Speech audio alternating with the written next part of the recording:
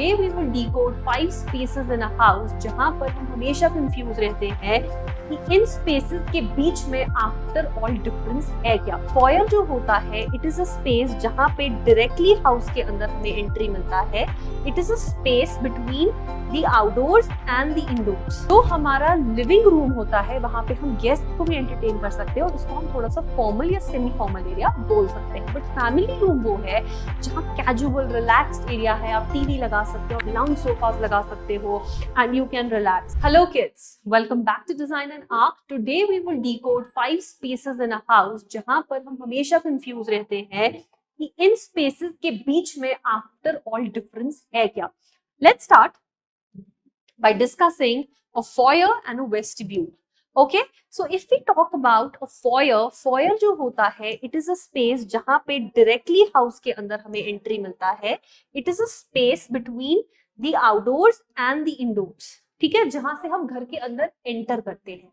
While as a vestibule is a space जो house के दो एरियाज को कनेक्ट करता है। It could be between a kitchen and a living area, it could be between a bedroom and a washroom, ठीक है।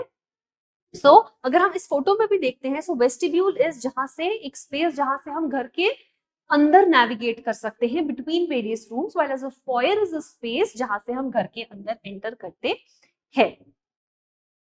So like I said, foyer is the main entrance of a house. It is larger and open, okay, and it is often used to greet guests and may include furniture, coat rack वगैरह आप रख सकते हो, या वो सब होना जरूरी नहीं है। While as a vestibule is a smaller enclosed area or entryway leading from the exterior door to the interior, or it could be a space in the interior of the house as well, ठीक है। ये एक buffer zone की तरह होता है।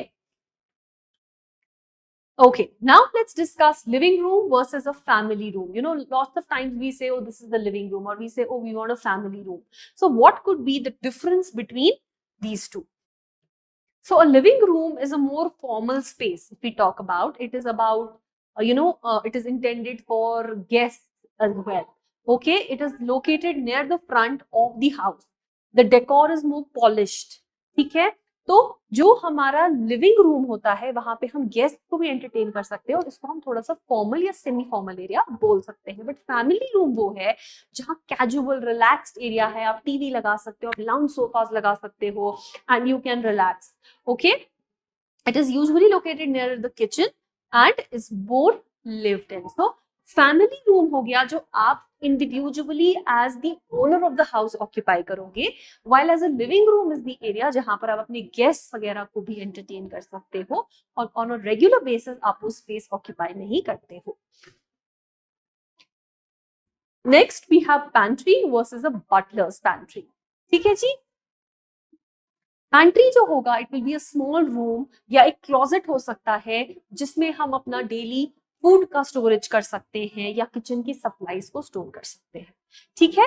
Adjacent to the kitchen होता है यूजुअली, तो अगर किचन है मेरा तो किचन के एडजेसेंट में ही मैं एक छोटा सा पैंट्री यूनिट दूंगी, ठीक है। Then we have a butler's pantry. Now it is a more elaborate space जिसमें काउंटर टॉप्स होंगे, सिंक होगा, स्टोरेज होगा, ठीक है, जिसमें आप अपना ग्लासवेयर, सिल्वरवेयर रखोगे, अपना फूड स्टोरेज रखोगे।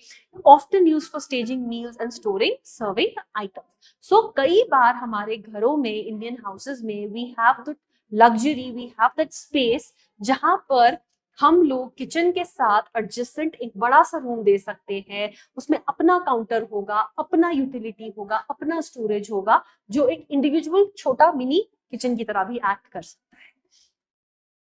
Then we have a mud room versus a laundry room, ठीक है। Now what is the difference between both?